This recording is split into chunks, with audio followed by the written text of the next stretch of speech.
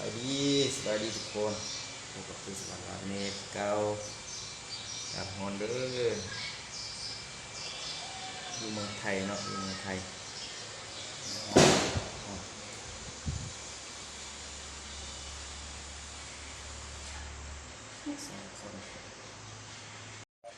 เบิ่งอากาศทางนอกเบิ่งอากาศทางนอก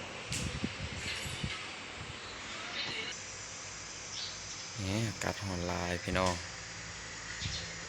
แดดฮอนจัดเลยไปในห้องเปิดพัดลมนอนสองคนเบิ่งบรรยากาศ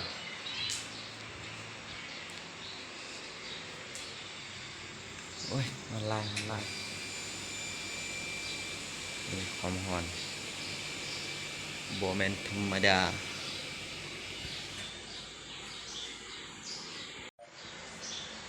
ปลุกแน่นนอนพักผ่อนปลุกเกิดแล้วประเทศไทยนะหน้าตากำลังจังจอยนอนเล่นโทรศัพท์คนเปิดพัดลมร้าย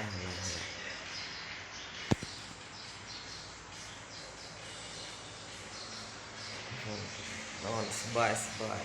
นอนซื้อ